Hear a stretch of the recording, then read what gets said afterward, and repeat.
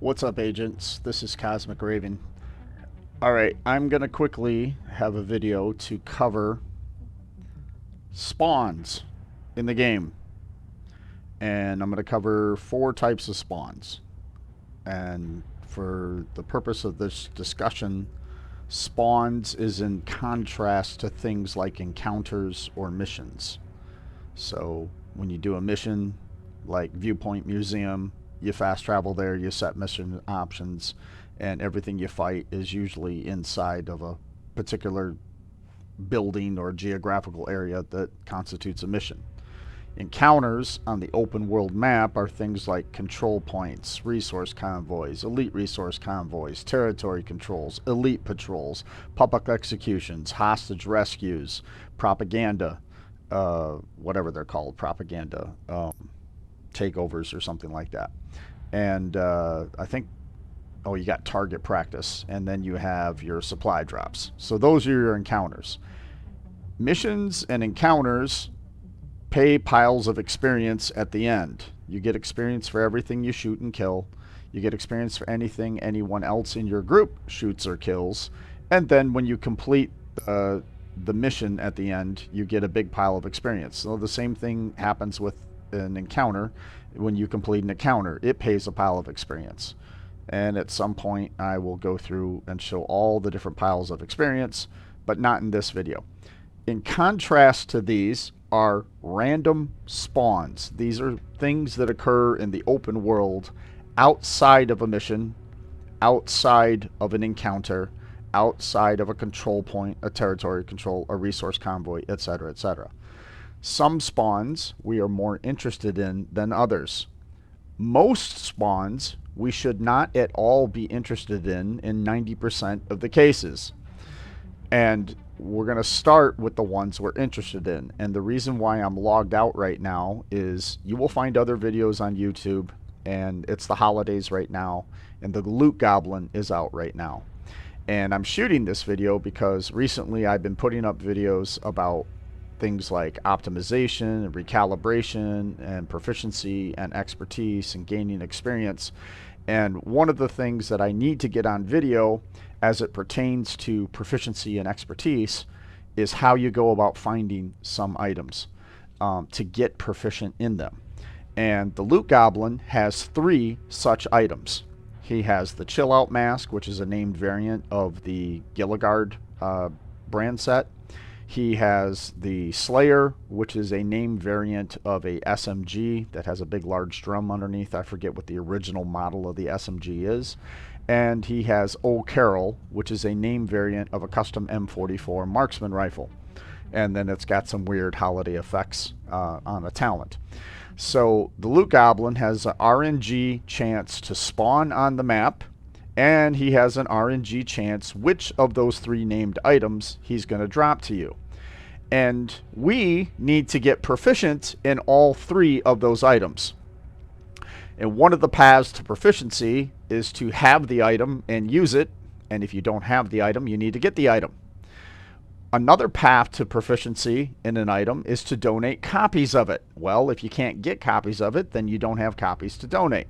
So the faster that we can find the Loot Goblin, the more reliably we can find the Loot Goblin, and the more we understand about when, where, and how the Loot Goblin spawns, the faster we can get proficient in the 3 named items that we can only get in the game by way of the Loot Goblin. So I'm starting logged off because I've been yapping, and I was logged off for a few minutes before I started yapping, because I want to kind of simulate a I haven't logged into the game in a while situation. Your best chance to find the Loot Goblin is when you first log in after an extended period of being logged out. Let me stress that, after an extended period of being logged out. Now, you will find videos on YouTube where players have been able to reliably spawn the Loot Goblin in multiple logins in a row. This is not consistently reliable. It will work for some players and not for others, and as this video progresses and I explain all of these spawns, and at least my experience over the entirety of when this game has been out and available to play, I've been playing it for years now, my experience and my clan mates' experience along the way, what their experience has been finding spawns and how they work. And so we're going to kind of experience this together.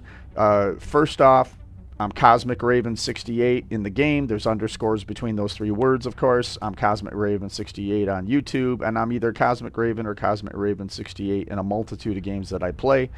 And I'm not a professional YouTuber. I do not make money off of YouTube. I don't care if you like. I don't care if you subscribe. I don't care if you thumbs up me or thumbs down me or if you share me with other people. I shoot these videos as a source of information for my clanmates and my friends, and I make them available publicly, and whoever finds them finds them. I don't have editing software. I just play and record, and whatever happens, happens. I recommend you speed the video playback up to 1.25 so you don't waste any of your time. That usually shaves about 10 to 15 minutes off of most of my videos. But we're going to dive into this because as soon as I log in, I am going to fast travel to the main entrance to the DZ South in Washington, D.C. because there's a reliable couple of manhole covers there that the Loot Goblin has a very high probability of spawning in. So that's why we're starting with me logged out. So I'm going to log in right now. Here we go. And I apologize that you have to suffer through the long login period the same as I do, but that's life. And I don't know why my taskbar of the game is showing up in there. Maybe because I'm not in the game. Windows has a way of messing things up sometimes. Safe area detected.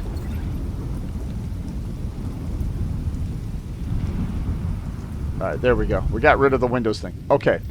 Immediately, I'm fast traveling. Well, not immediately because there was a couple seconds pause, right? I'm fast traveling to the main entrance of DZ South. It will leave me outside of the checkpoint. I will still be in DC, the city proper, not in the dark zone, not inside the checkpoint. And when you come out of the fast travel, you're facing south. Turn over here.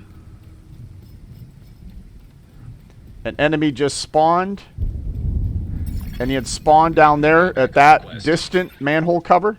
And that is, in fact, the Loot Goblin. He could also have spawned here. Don't be scared. We ain't scared.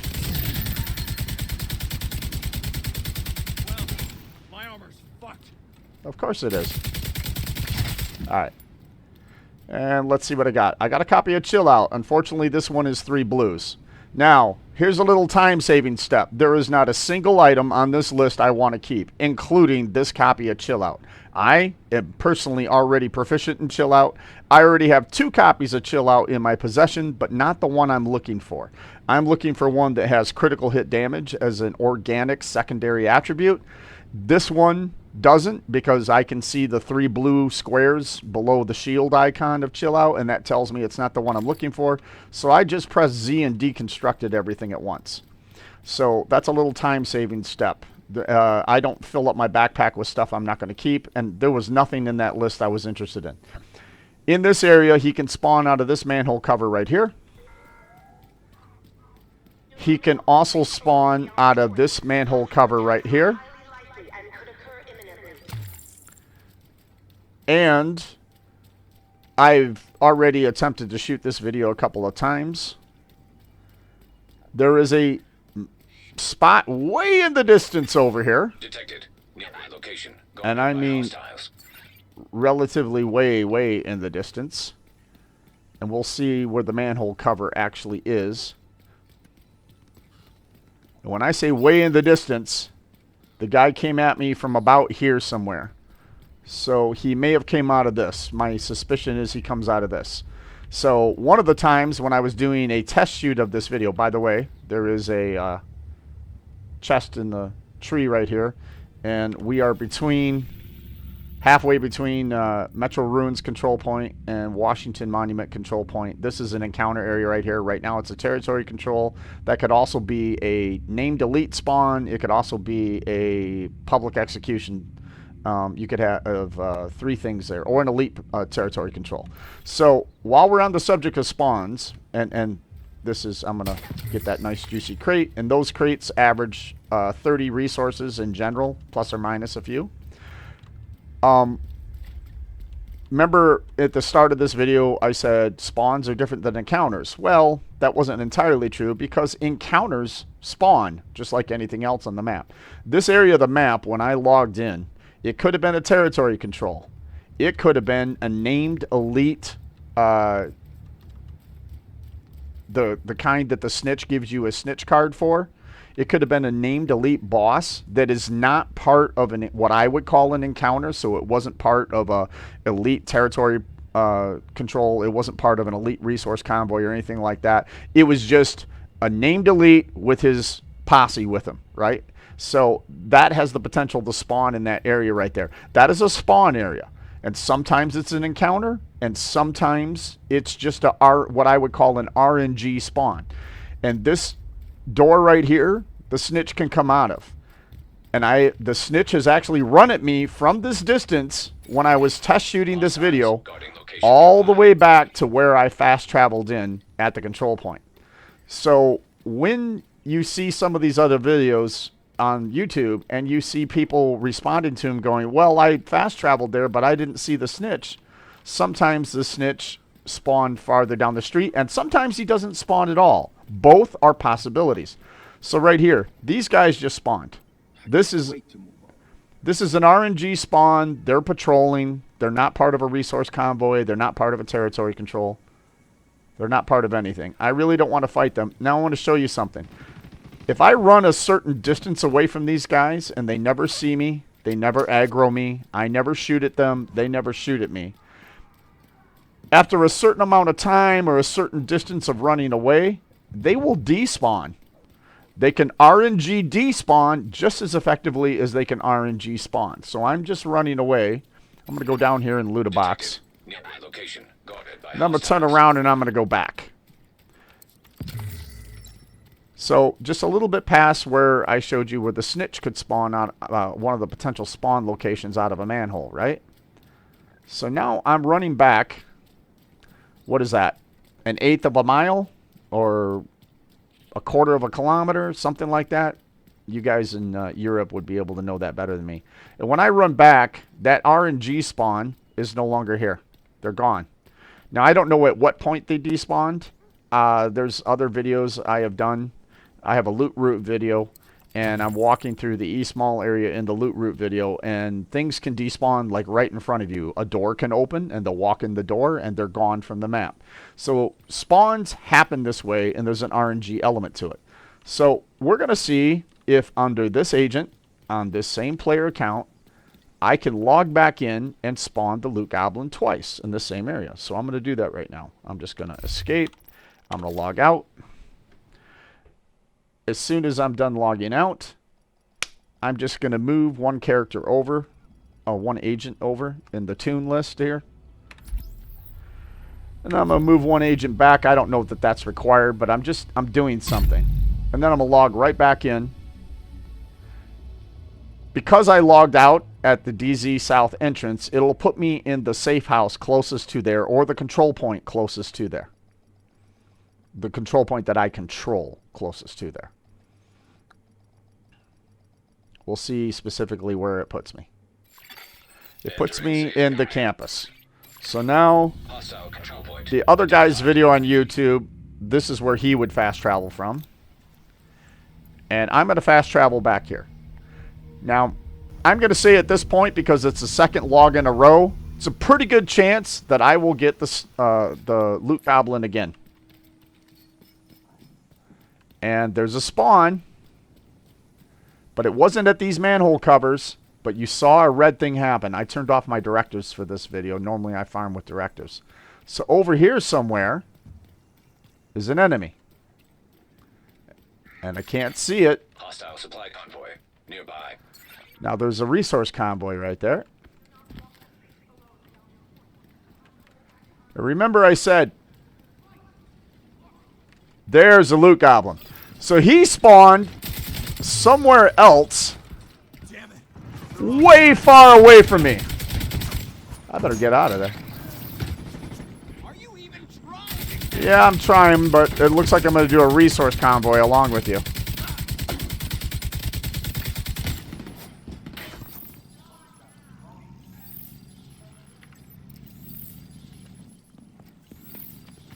Oh, great. We have his posse. Those guys, by the way, are affiliated with the Loot Goblin. You're not killing me. They might kill me, but you're not going to kill me. So, this is what I call a hot LZ. LZ short for landing zone. Hostiles guarding location nearby. Now, these guys are chasing me. If I'm in trouble and I run far enough, I can turn around and they're gone. You heard him practically breathing down my neck, and he's gone. You can despawn encounters the same way you can spawn encounters. Now, you saw me fast travel back to DZ South. Those guys, however, won't despawn unless I kill them.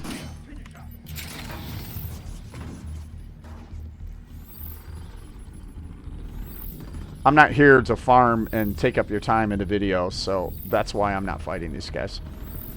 Alright. So, just to get out of here, I'm going to fast travel to the White House. If I was actually farming on the map, I'd go ahead and do all that. But I'm not here to farm. I'm here to shoot a video right now, so I'm playing a little bit differently. It's more to make a point. So, the two manhole covers I showed you that were in the first area I went to, that are the ones that most people think he spawns at. But that's not the whole story. The whole story is he could spawn anywhere. Now, I'm going to log out, and I'm going to log back in. So, DZ South General Neighborhood is a spawn zone for the Loot Goblin. There are many areas he could spawn in, and I'm going to try to go back there again and see if we can find him 3 times in a row, and let's see where he spawns from. But he will not spawn there 100% reliably every time I log off and every time I log back in. Other things can spawn from those manhole covers. If I do it enough, eventually we'll see true suns come out of those manhole covers. Because I've already test shot this video, and I've already done several scenarios, and I've gotten varying results. So nothing's 100%. But while we're waiting on me fast traveling and things like that, let's run over here really quick. Let's see what these guys Hey, look, we got him 3 times in a row. So I'm going to shoot him again. Armor's a piece of shit. You're a piece of shit. Alright. That's a Slayer and a bunch of purples. I don't care about any of this. There was a chill out in one of the other copies. So, while I'm yapping, I'm going to immediately fast travel back to the White House. So, video games, well, any computer program. Any computer for that matter, except maybe the quantum computers that are coming up, or specifically graphics cards and floating point chips. The hardest thing you can ask a computer to do is, in fact, to generate a random number. Is one of the most difficult things, because it's a philosophical debate, even among mathematicians, outside of computer science, to say what is a random number. Is anything truly random? All right, you can get in a long philosophical debate with mathematicians about that and other scientists. So if we can't even agree on what random is outside of computing, then how can we possibly program randomness into computing? Okay, and there are varying techniques and ways they try to it. Now this time I get nothing on my HUD, no contacts at all, and this is a random encounter up the road. That's the first enemy, and that's in that encounter zone. Remember that zone that had a territory control earlier? So now there's a fighting going on, but I don't think they're fighting a Loot Goblin. They're fighting a greenie, an ally, okay? So that's RNG for you. So we got the Loot Goblin 3 times in a row by logging off, logging in, fast traveling to the DZ South entrance, main entrance, okay? And 3 times in a row, we got the Loot Goblin, but he spawned from different locations each time. One time he came out of the manhole covers closest to where we fast traveled to, and one time he came from further down the street, and the third time he came from even further down the street. But I'm going to do it again. I'm going to log off. I'm going to log back in. And the RNG, at some point will spawn something else. And it will spawn something else, and it will spawn something else, and it will spawn something else. And the best guess that I have so far, based on some techniques I know some developers use, is that there's something called seeding. When you do something random, you usually have a seed list. Well, here's the range of possibilities that I could do my random thing with, right? And you could seed something with the nth digit of the current time on a computer system. You could seed it with the nth digit of pi as a variable, or a whole bunch of other things. So now this time we got nothing to spawn again. We got 3 spawns in a row and then nothing. Now in a previous shoot of this video, the first time I came in, I got the Loot Goblin. The second time I came in, I got the Loot Goblin. The third time I came in, out of the closest manhole cover to where I actually fast traveled to, let me walk over to the manhole cover I'm talking about.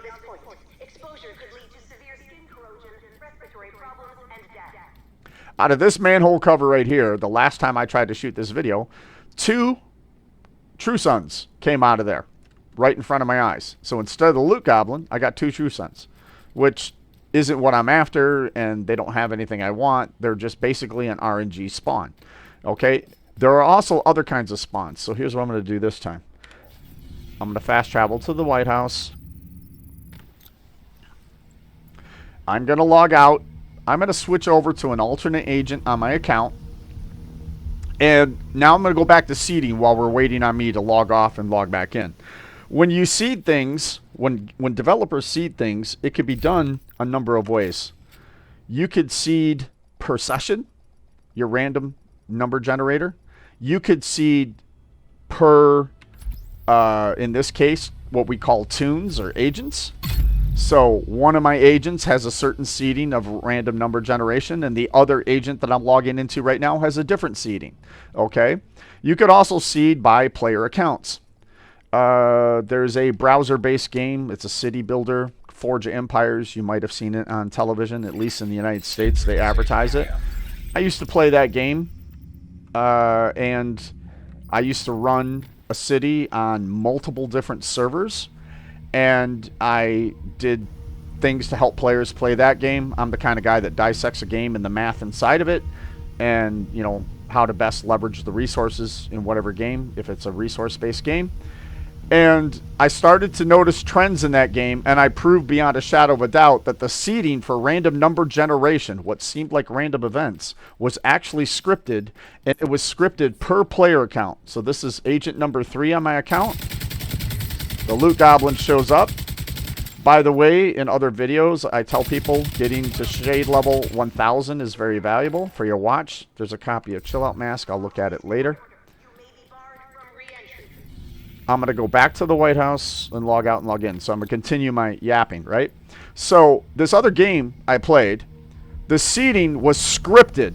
They rolled one random number seeding when you create your player account.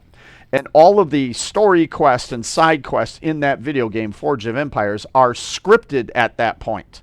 There is a certain type of resource in that game that's called diamonds. It's highly valuable. And they will appear on certain quests, but not on others. But which quest they appear on for each player is different for each player. I can't remember if I logged out or logged out. And I'm not stopping the video or pausing it. Because there's no way for me to go look and rewind it. So I'm just going to log out and log right back in. Now I know I logged in. So the seeding on that, I could see because I was recreating cities on other servers and following the same steps to evolve my city and research technology and everything else and complete all these projects or missions, whatever they call quests. They call them quests in that game. Same thing. Project, mission, quests. Kind of the same thing. And I got diamonds on exactly the same quest over and over and over again. And then so I deleted the city and I recreated it and I started the quest over again and I could get the diamonds again. And the diamonds happened to be a shared resource among all the cities. So I used all of my farm cities to get the diamonds for my main account. And it was part of the game. You just had to play the game over and over again from many different cities. So some video games seed things that way. I don't know exactly how Division 2 seeds theirs. It seems to be somewhat agent-based, meaning Agent 1 versus Agent 2, 3, and 4 on your account, and somewhat session-based, and somewhat elapsed time-based. That's the best I can figure out without seeing any code. So he's spawning down there. You see me get the Loot Goblin twice in a row on this agent. All right. Oh, and I got a relic and Old Carol. So there's 2 named items. Then they drop the relic like it's, you know, they're having a going out of business sale on the relic. You can get a copy of that anytime you want. So that's 2 Loot Goblins in a row on agent number 3. We got 3 Loot Goblins in a row on agent number 1. I don't expect to get 3 Loot Goblins on agent number 3 because I didn't get them yesterday when I did it. That's another thing. They could change the way the game is seeded from one day to another as they modify the winter event or something like that. There's a number of ways that random number generation can be seeded, and that will affect spawns. It will affect when spawns happen and how spawns happen to a certain extent. However, the game also has some static elements that influence what is spawned where and how things are spawned or not spawned. So now we get nothing at these 2 manhole covers. Nothing's on our HUD. I don't have directives turned on purposely for this video so that if anyone does spawn in our general close by vicinity, we'll get a little red bar on our HUD, right? Detected. Nearby location. Guarded by hostiles. And the next spawn zone is up there, and it's one where they can do territory controls and things like that. So this is the 3rd time, no spawn. Okay? Now, quickly, gonna fast travel back to the White House. Going to switch back to Agent 1. I just got 3 logouts and logins. Fast travel to DZ South 3 times on Agent 3. Got the Loot Goblin the first 2, nothing the second time. When I did that on Agent 1, I got the Loot Goblin 3 times in a row, and on the 4th time, I believe I got a resource, or I'm sorry, on one of the times I got a resource convoy and the Loot Goblin, and then eventually we got to nothing. Nothing spawned in our general area. We had to go all the way to the next spawn zone where the territory control typically spawns before anything spawned. Now we're going to see what happens this time. Incoming backup request. It's about the time when clanmates come on. Hopefully no one joins me for this video and starts yapping with me. So, going back to DZ South entrance. Going to take the same path to the 2 primary manhole covers. Let's see what these guys. And there he is again.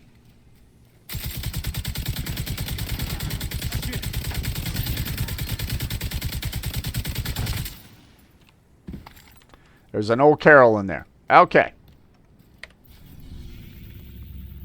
Gonna log out again.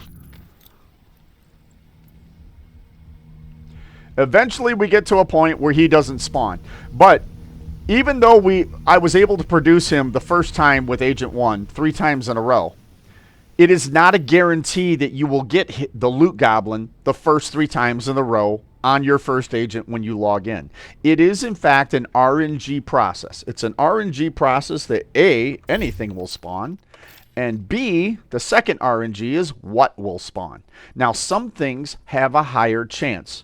That is called pseudo-random generation, when the developers consciously put something in their code to modify the chances of what would otherwise be a 100% RNG roll. You can Google the term pseudo-random generation. There's a few ways it does it, but the most common way is if we want an event to occur 1 out of 10 times, and it didn't occur on the first time, the chances go up the second time. And if it didn't occur the second time, the chances go up the third time. And we keep elevating the chances until eventually the item that we want to occur 1 out of every 10 times does in fact occur 1 out of every 10 times. That is not the way rolling a 10-sided die in real life would happen.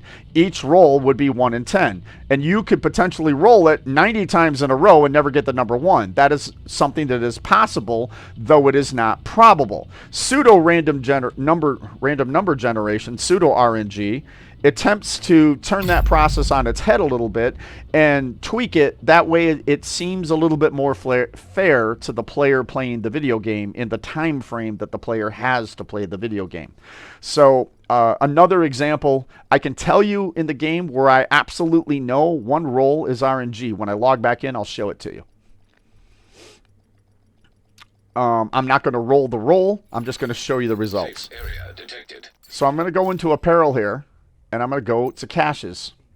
And here's the standard apparel cache. And by the way, just to show you, I can go into the store in the apparel cache. I am currently holding 559 standard apparel cache keys. And I refuse to open that chest again. Why do I refuse to open the chest? Because there is only one item left in the chest that I do not have. I want the standard chest. And you can go down here to contents, and you can see the contents of the chest. And this is the only item I have not been able to pick up, the rain slicker. Agent in need of backup. It says that there's a 1% chance to obtain this item. That means there's 100 items in the chest, and if you counted them all, I think you end up at 100. You probably end up at 99, because if it was 100, we'd see one additional item down here in the bottom, and we don't see that. So while they say it's a 1% chance, I think it's more fair to say it is a 1 in 99 chance, which is rounded up to 1, but it's not 1.0. So sorry, it isn't. It can't be, because there would have to be 100 items in the chest. I have, no bullshit, opened up 400 copies of this chest minimum over the 5 or 6 years I've been playing this game. I have been waiting on this particular item the whole time, and never once have I gotten that item, obviously, because it doesn't say I own it, right? And unfortunately, I can't go into the store and buy that item with textiles. If I could, I would. And I don't even think I can buy it with premium credits. I think the only way to get that item is, in fact, from this chest, because I don't think it's actually part of any of the sets they sell in the store or anything like that.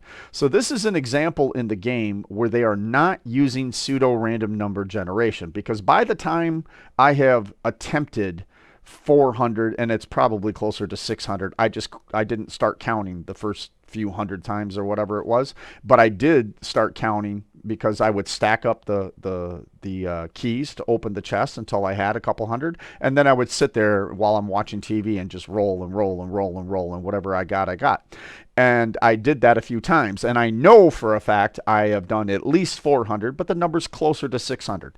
So out of 600 times to do an RNG event, pseudo random number generation would have caught up and probably gotten me that slicker by the time I had done several hundred rolls. Random number generation, however, I could roll those other 500 keys that I have for this chest and probably still not get the rain slicker, because a true 1% or less chance means, hey, good luck, buddy. It's probably never going to happen. All right? Because RNG, real random RNG is that hard. So this is an area in the game where it probably really is random. Now, I lagged a little bit of time. Not lagged. I dallied a little bit of time away. So I'm going to fast travel down there. Maybe we get a spawn. Maybe we don't. We got the Loot Goblin twice in a row. We'll see if we can get him a third time. But the point is, you fast travel from a safe room or a settlement or the White House soon after you log in. That's the key to this, to trigger this spawn. And it doesn't just work with the Loot Goblin. That's why I'm going to talk about some other spawns. So we're going to run over here really quick.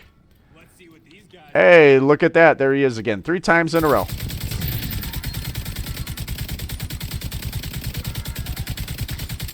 Okay. And there's another copy of Old Carol. I should have just deconstructed all those things. So now I'm going to go back and I'm going to log out and log in. And while I log out and log in this time, I'm going to talk to you about the Snitch. And I'm going to talk to you about name delete enemies. Now, instead of boring you to death and going back to the Loot Goblin, I'm going to go do something else. I'm going to walk out the White House. And this one, I can guarantee with certainty, that there will be a named elite enemy south of the White House across the street between me and the Christmas market where we all have been doing these winter projects to go get the pieces of the Santa Claus outfit, apparel outfit. So when I get around this Black Tusk Humvee over here and I march down over here on the way to Winter Market, there will be approximately 5 NPCs, and one of them will be a named elite. Let me pull in my scope. There's the Valiant, named elite. Every time you log into the game, you can run due south of the White House and find a named elite. Guaranteed. So long as you did it kind of the way I just went after the Loot Goblin. Because this area right here where they're standing is a spawn area. Within this general vicinity, or specifically where they're standing, is a spawn area. And it has a higher probability to spawn named elites and their encounters. Now, this is what I would call an RNG spawn. They don't pay a huge pile of experience at the end, but farming named elites is valuable if you're trying to complete your Snitch card set, or if you're just trying to get tactical assessments. You get 1 tactical assessment for killing a named elite. Okay, so knowing where they spawn is pretty important. So for the moment, I'm going to digress, and I'm going to open up a browser, and I'm going to go to one of my favorite websites, which is, oh geez, entertainment, online games, Division 2, the Division 2 map. You want to remember the division2map.com. Oh, and our network is using a lot of speed right now. Let me walk back in the White House while that's loading, because I don't want to fight those guys. I'm not here doing a farming video, so.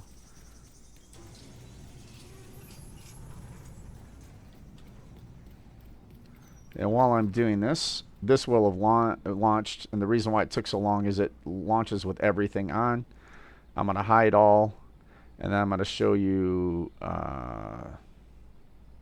control points, safe rooms, which are safe houses as well. I'm going to show you Snitch spawns. First, let's do that. Well, let's put this into full screen mode and zoom in a little bit. All right, this is a very valuable website, the division2map.com. All of the information in this map was added here by players, and some of them, like here's a potential Snitch spawn point. The good ones, the good players that is, that added it, they'll put screen grabs of where the actual thing is. So I don't see any here right now, but any place where you see this Snitch icon, right?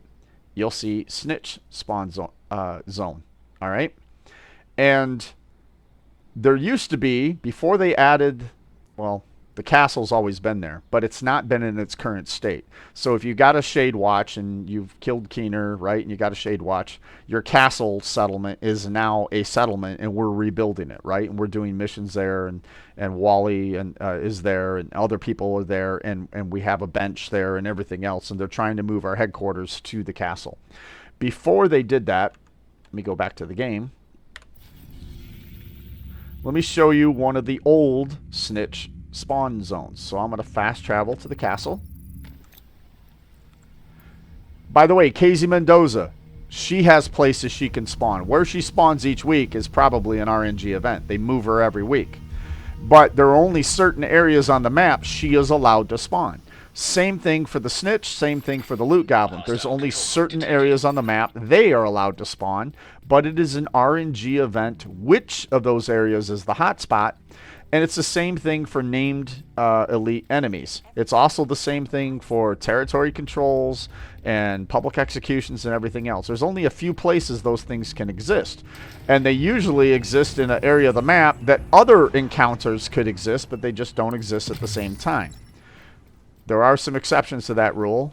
Near MLK Library Control Point around the corner, you could have, and I've seen it, you could have a territory control at the same time as a named boss encounter, and also as the same time as a Black Tusk blockade. I've actually seen all 3 things spawn in that general area at the same time. I've gone there and farmed all 3 of them at once. Now this, where I'm standing, used to be a snitch spawn location. It no longer is. I don't have any video of it. I don't have any screen grabs of it or whatever. But back before the castle became an active settlement for us, I would routinely, every day, log in to the White House, fast travel from the White House to the castle, walk the same path you just saw me walk, come down here, and the snitch would be here every time. The same as fast traveling to the Dark Zone south and finding the Loot Goblin every time. Now, the snitch was every time. I mean, he was here all the time. So he had a very high priority, but nothing else, my theory is, nothing else spawned in this location. I don't remember anything else ever spawning in this location. Not an RNG spawn. Only the snitch could spawn here. So if I logged in right away and I made the first thing I did in the map fast travel to the castle, which had nothing inside of it, and I walked the way I did to come down here in this subterranean parking garage, the only thing that could spawn in my way would be the snitch, with the exception of whatever spawned out here on the street. But the only thing that could spawn here is the snitch. And right now I can't pull a weapon and shoot the ground, but in the past I could. And so as I was walking through the castle, when you see the snitch, you can actually see him through the wall. When you get close to him, you see like 3 question marks, and he's got a special green flag over him or something like that. He looks different than any other greenie on the map, right? Any other allied NPC on the map. I call those guys greenies. The snitch is the badass of all greenies too. He'll fight with you and he'll talk smack to the enemy, and he's a lot of fun to play with. And you're listening to one of the few players in the game who's gotten the snitch killed multiple times. So I don't know if you knew that or not, but you can get the snitch killed, and I have gotten him killed in combat. So this is an area I know beyond a shadow of a doubt that the snitch is a spawn area, and he has a higher probability of spawning there because nothing else can spawn there. So it was a reliable place to go and find him. And the reason why I'm telling you about something that doesn't exist anymore is once you start studying this map in the context of your own gameplay, it's going to be different for you on your map in your city based on the way you go and the routes that you normally take and the places you normally start farming. But there'll be places to find the snitch reliably. And I'm going to show you a couple that don't exist, and we're going to see if we can find the snitch. So the haunted house is a control point, and on this map, they do not have any snitch spawn zones here. Also, control point nearby. Usually, I can find the snitch there. We'll see if I can find the snitch there today or not. So we're talking about haunted house. This is haunted house. I'm going to select it. But I'm not going to fast travel directly to the haunted house. I'm going to fast travel to DCD headquarters and then walk from there to the haunted house, because the 2 snitch spawn locations, there are 2 of them nearly in the same place, but there are 2 specific spawn locations by 1 building. And I've had a better than average chance of finding the snitch there. And if you want to collect bounties, knowing where to find a snitch is a good way to get bounties. You can also farm public executions. You can also farm hostage rescues. Now, this is perfect. See this guy lobbing grenades and these 4 greenies fighting him? The guy this is a RNG encounter. I call this the Chunga encounter. There'll be 4 allies and 1 Chunga, and they'll try to kill the Chunga. And I could choose to help them or not. Right now, I choose not to help them. If that spawns near a control point, when I'm farming control points, I will always, that's the only RNG encounter that I will do. And I will do it because I will kill the Chunga, and then there will be 4 greenies, and then I will aggro the control point. Now, right here where I'm standing, the snitch can spawn right here. He's not here right now, and I suspect the reason he's not here is because they are here. Because they are an RNG spawn in the same general area. So the snitch can't be here. So there's another area the snitch could spawn near this same building that's not far away. We're almost there. The snitch could spawn right here. And he's not right here. Now, I don't know if this one's close enough to the other one, and that's why he didn't spawn. I want to see if I can hunt the snitch down. We'll see how long of a video this is. So, there's some other areas that's good to spawn the snitch. One is next to American History Museum. There's a souvenir or a snack stand there that's round. And there is a food crate on the ground on the sidewalk next to that snack stand. And that is the spot the snitch can spawn. So I just run through here. Look at this. This is going to be a really good video. I won't have to reshoot it umpteen times. Because in 2 tries, I've got them. in 2 tries, you just saw me find the snitch. And that's pretty good, right? Because all the possible places. By the way, if you don't know, you can cancel the bounty that you get either from a public execution, a hostage rescue, or from the snitch. The bounty is active right now. All you have to do is go into the map. You click bounties at the top. You zoom out. You see which territory shows a bounty with a timer ticking down. You select that territory, and then you find the one that's listed as active, and then you press F for abort bounty. And now that bounty is saved for later. So I don't have to farm that bounty right now. Now we'll see if we can get the snitch in a fight. Probably not. Because 2 enemies are fighting each other. If the enemies were fighting greenies, they would focus me over the other greenies. But I'm going to aggro them and stand by the snitch. And if they shoot me, they shoot me. I'm not going to spend too much time on this because that isn't really what the video is about. I'll show that maybe in detail in another video. But I went to exactly 3 snitch spawn zones out of at least 45 that I'm aware of, because not all of them are documented on the division2map.com. And I found him in try number 3. So this is one of the areas. And in some of my other videos, when I'm fast traveling between control points or I'm farming or things, I take paths other players wouldn't take. You're like, well, you messed up. You didn't take this path. No, I didn't mess up. I intentionally take paths between encounters that I'm farming or things I'm going to do that take me by areas that I know the Loot Goblin could spawn, or areas that I know the snitch could spawn, because I want to get as many of those encounters as possible. I want to rack up as many bounties as possible, because when I go bounty hunting, I'm going to go in here and I'm going to look and see how many bounties I have. By the way, this is a paltry number of bounties for me. I just went bounty hunting a few days ago and I farmed 50 bounties in a row. And this is what's left over.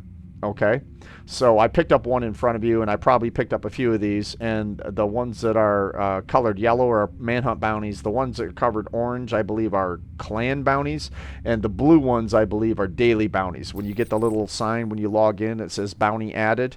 Well, those bounties are added because you haven't logged in a while. So they're giving you a bounty, so you got something to do.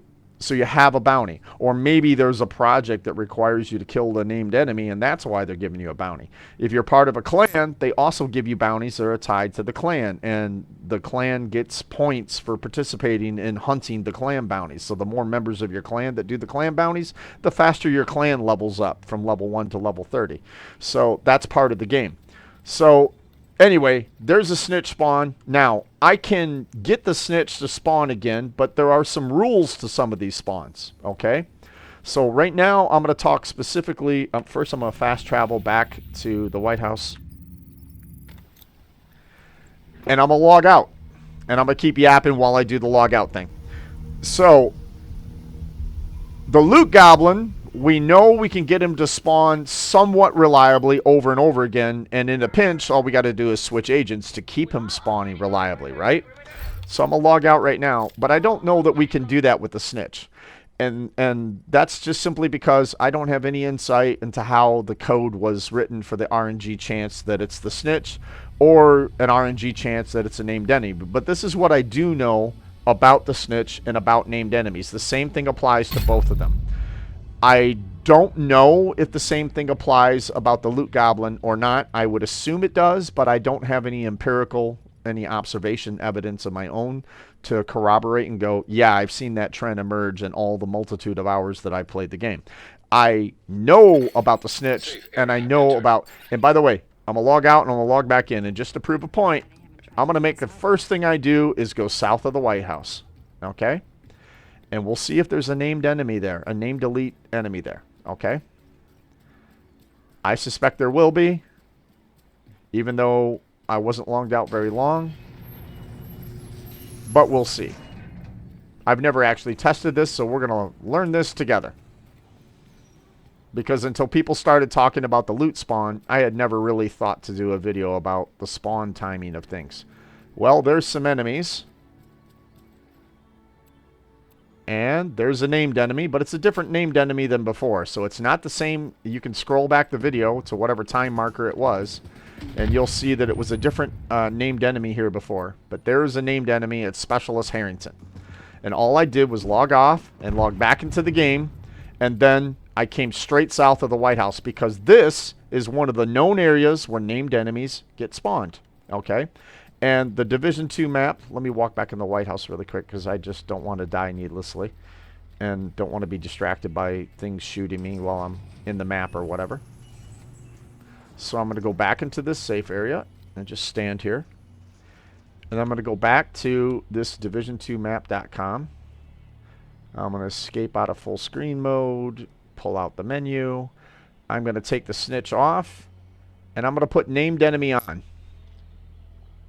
And this may not be a complete list. In fact, I don't believe it to be a complete list because all of the things on this map were put here by other Division 2 players. Someone programmed this wonderful map where people could report, hey, I found this here, and I found this here, and I found this here. And you'll see all the random boss spawns. They call them random boss spawns, right? And these are random named elite bosses, okay? They're always named elites. When you kill one of them, you get a tactical assessment. So it's RNG when they spawn to a point, or which named elite spawns. But another point of it is it's not RNG. Your first login, all you got to do is run south of the White House. You'll always find a named elite every single time. And I could log off and log back again, and so long as it's an extended logout. So we're going to test the theory if I can log out. If I log out right here, I guess I don't have to walk all the way up in there. I can just log out right here and log back into the same agent. I guarantee if I log into Agent 3, he'll find a named elite down there. And the tactical assessments you earn on one agent apply to the others so long as you have purchased the blueprint for shared account resources. So we're logged out. We're going to log back in. And I should be right outside the White House and inside the safe area. And I'm going to walk straight south to the Christmas market again. And many of you may have had this experience because the winter events were going on. The winter projects were going on because it's Christmas time as I filmed this video. I think today is December 20th, if I'm not mistaken. Let's look at that. Yep, December 20th. Safe area detected. All right. So 2 or 3 of the portions of the winter projects to get the Santa outfit were, in fact, in the Christmas market south of the White House. And I'll bet you many of you folks, while you were doing those projects, or if you haven't done them, you'll experience it because those projects are still in the game right now at the time I'm shooting this video. That when you run south to the Christmas market, you will also find a named enemy of your own. That's probably why they chose the Christmas market. And do you remember the other Christmas market by the Manning Museum? That is also a spawn point for named elite enemies, which is probably why they chose that for a location. So let's look, and look, Carson Riot Frost. Another named enemy is spawned here immediately after I logged in. So if you want to farm for tactical assessments, or you want to farm named elite enemies to complete projects in the game, because there'll be projects for that. Let's see, do we have, I'm sorry, go in the map and go to projects.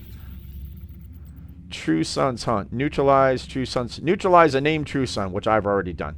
But one way to do it is to keep going to a place where named enemies routinely spawn and farm them there. You could also just do a heroic control point because there'll be one named enemy on the defensive side of a control point and one named enemy on the counterattack side of a control point. The third, you have 3 waves of defense and 3 waves of counterattack. The third wave of each of those halves of a control point has a named enemy. It's another reason why I'm a champion of farming control points, because you earn more tactical assessments, which you will consume while you're optimizing your gear. Optimization consumes tactical assessments, and you'll almost never have enough of them. And this is one way to ensure you get them. Another way is to just craft them at the crafting table, and I'll cover that in another video.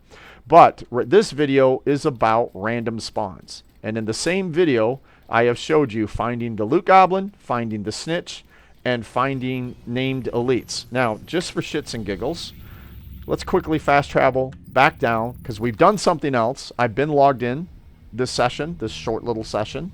I've been logged in for a certain amount of time. So we're going to fast travel to DZ South. Let's pretend that we killed that name delete encounter up there.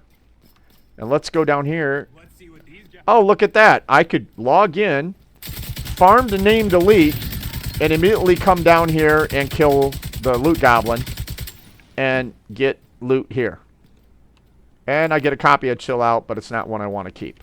So, it's not reliable, 100% reliable when these things occur, but they occur reliably enough, and if you understand kind of what's going on in the background, you can use it to your advantage, but just keep in mind it won't be 100% reliable all the time. But if you have multiple agents, I can log back off and log into Agent 3, and I can go right back down there to DZ South. And I'm going to do that one last time. This is all uncut video. I don't have editing software. This is just me shooting the video showing you, hey, here's how it really works. You're seeing it in real time. You're experiencing what I experience. I haven't cut anything out. I haven't stitched together different copies of videos or anything like that because my mouth is flapping its lips all over this video while I'm doing it. So another agent. Run over here. Hey, look at that. Loot Goblin again.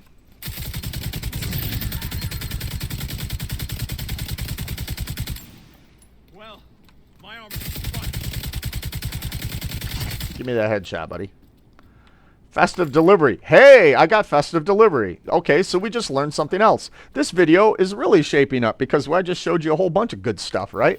So once you complete the winter project, you get a copy of a named, I believe it's Grupo Samba backpack called Festive Delivery. And now I have 2 copies, so we'll add that to the discussion of this video. And this is the beauty of doing things in real time, right? And actually going and doing them uncut, because I can go and look, because somewhere in here in my stash, actually. So I'm going to do this. It's a backpack, right? And it's a Grupo Samba backpack, so we'll go to the G's. Festive delivery. That's in my stash. I'm going to put that in my inventory.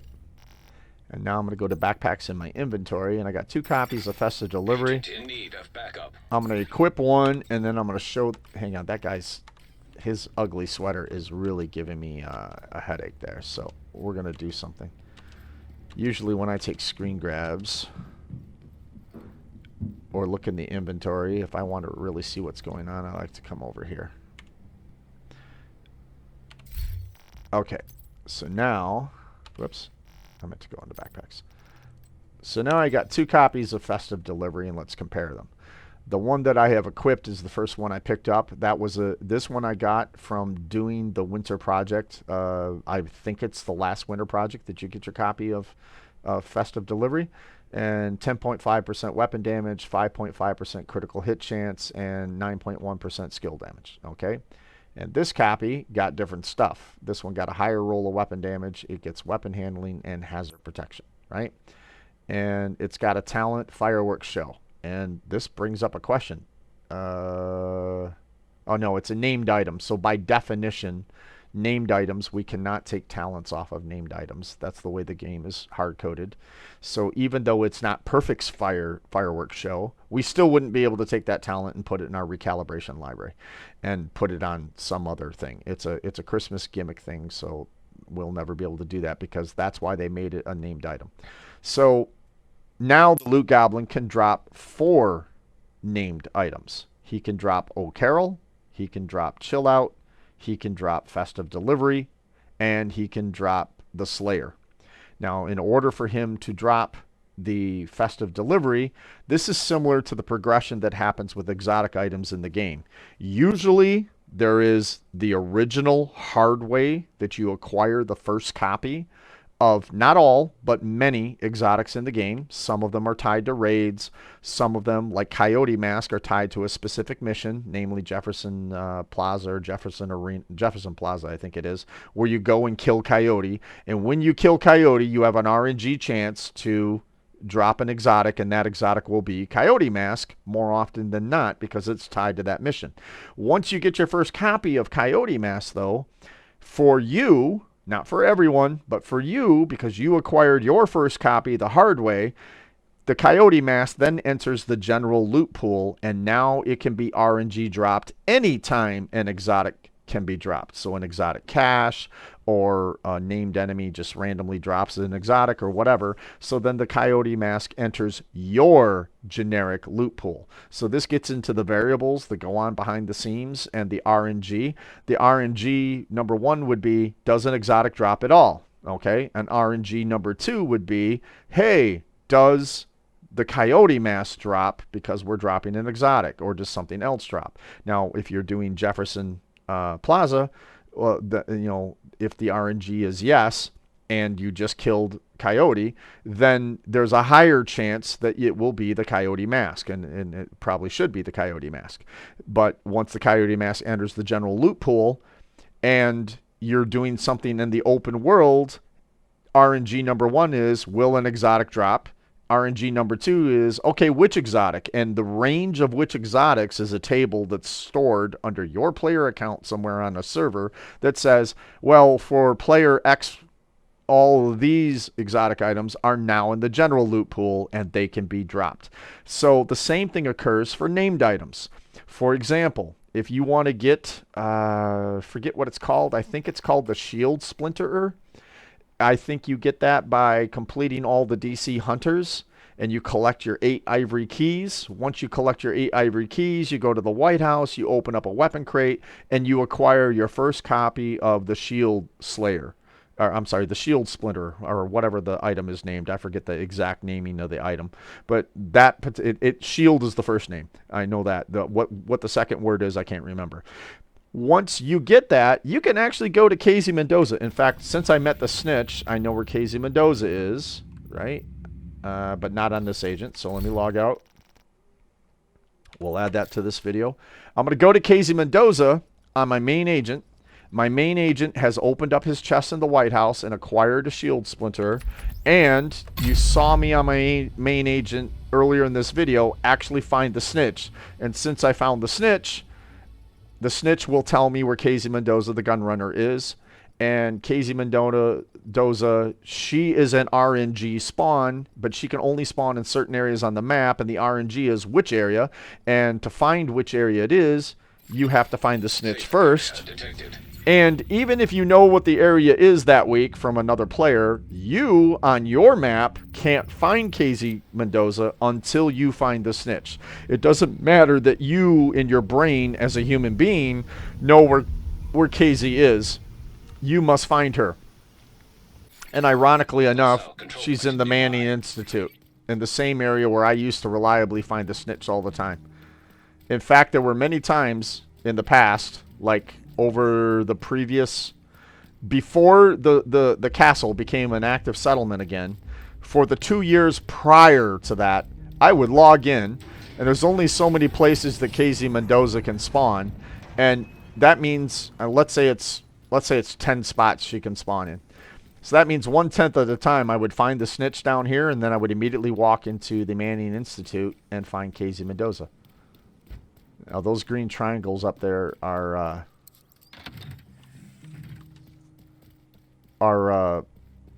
allies inside the settlement, and I'm going downstairs, and I'm showing something that most people already know, but you go back and open these doors, and here's Casey. Look at what I've got. Shield Splinterer. So it is as awkward as I pronounced it.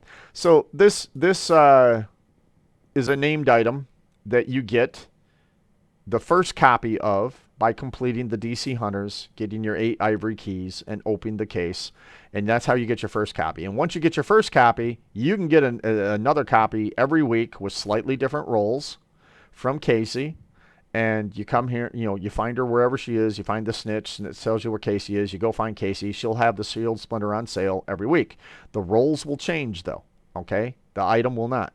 Anarchist Cookbook is something that it has a special story to it. I forget where you get it.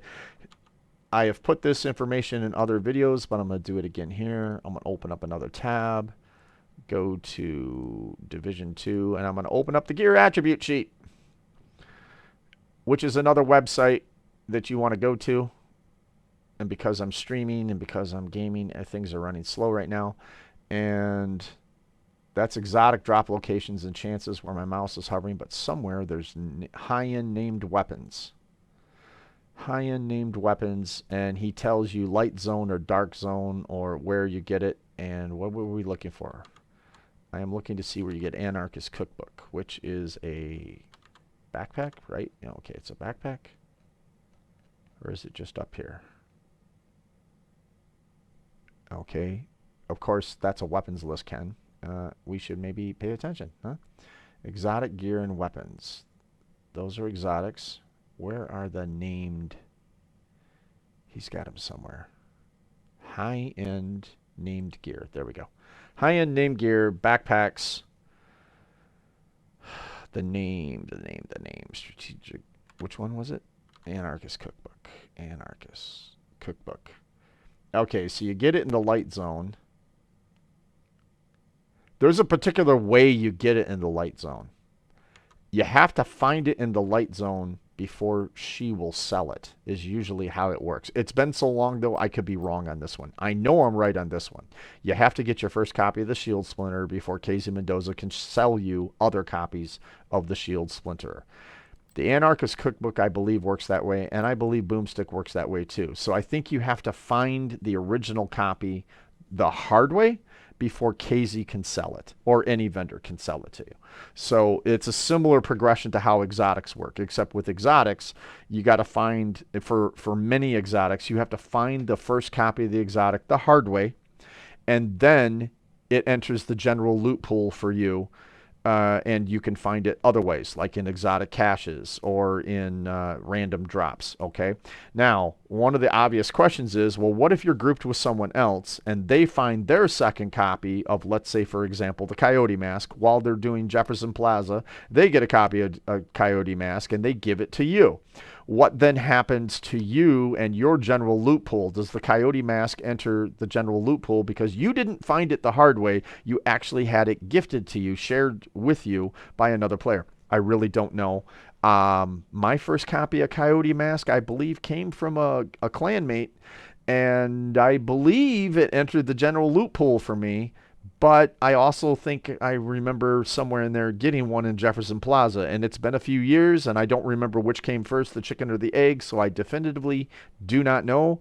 Other people can comment down below what their experience is or whatever, but I do know that once you get a copy the hard way, meaning the way it's anchored in the game, you know, associated with a raid, if it's like the Regulus or Eagle Bearer or something like that, or I forget which one you get in the Dark Zone and which one you get in a raid, but each exotic, many exotics have a certain way you get them. This guy has a great spreadsheet, exotic drop locations and chances, and he'll tell you how to get each one.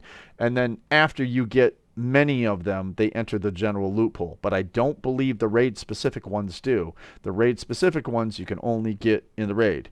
And I believe the Dark Zone exotics you can only get in the Dark Zone. But someone else who has those will have to comment below. I don't definitively know that. I suspect that's the case. I believe it is the case for the ones that are raid-specific. But I don't know about the Dark Zone-specific ones. So someone else comment in the comments below.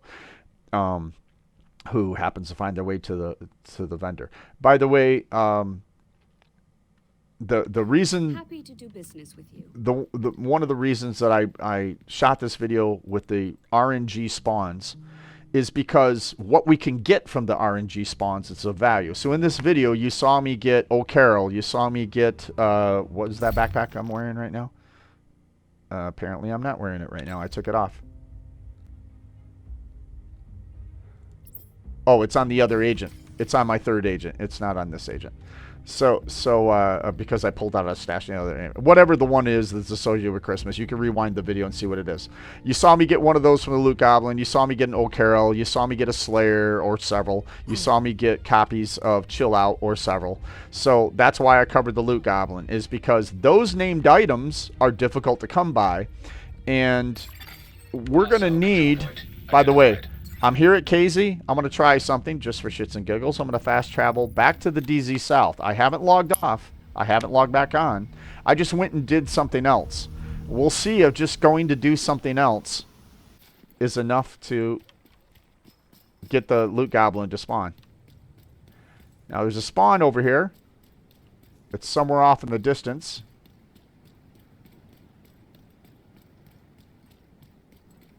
I hear footsteps. I don't hear pots and pans jingling.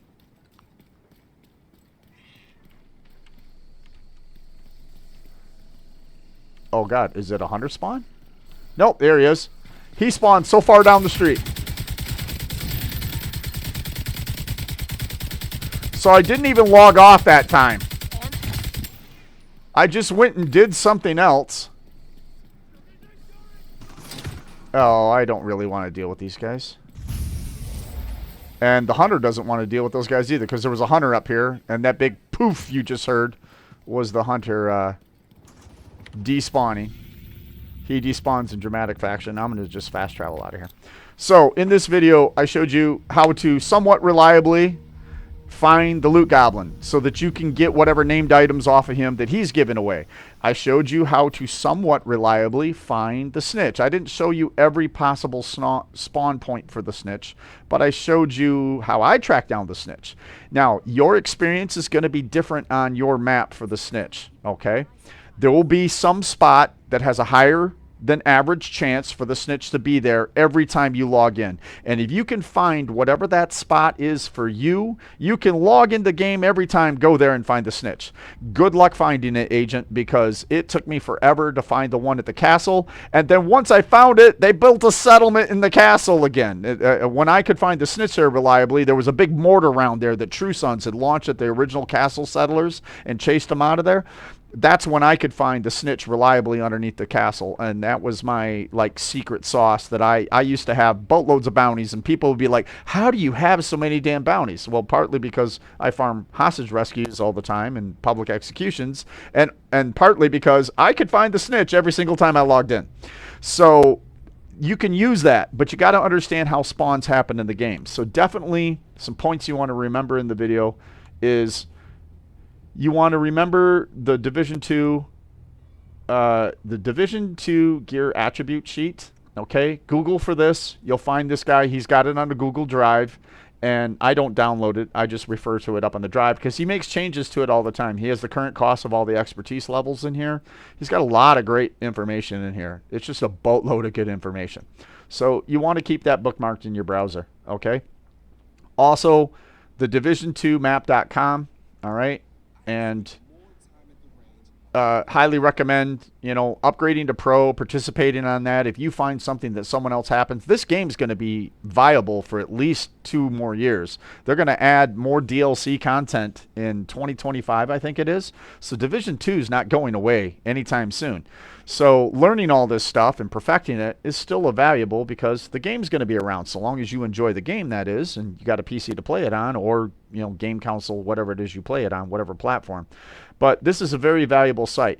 But the key to the RNG spawns is, number one, you want to know where several places are that whatever you're looking for, whoever you're looking for can spawn, be it the Snitch, be it named elites, right? Bosses, be it the Loot Goblin, okay? Things are of high value. And each of these are high value for a different reason. If I want a reliable source of bounties to complete a project, I need to find the Snitch. Or I got to farm public execution, or I got to farm hostage rescues. If I want the items that only the Loot Goblin drops, I got to go find him. And if I want to have a reliable source of tactical assessments, then I need a reliable source of named elite enemy bosses to farm. I could do that by heroic control points. There also exist in missions. They exist in elite patrols. Actually, they don't exist in elite patrols. They exist in elite territory controls, and they exist in elite resource convoys. All of those will get you a named elite. So the tactical assessments are valuable to optimization. That's where we consume tactical assessments. And I'll cover that in a separate video, when to spend it and when not to spend it. So anyway, hopefully I've covered everything, and this is a good video. I'll watch it back. This is about the 4th time I've tried to complete this video. This was the most successful time by far, because in a short amount of time I got everything I wanted to show people. So agents, good luck. See you in the field, and see you in the game.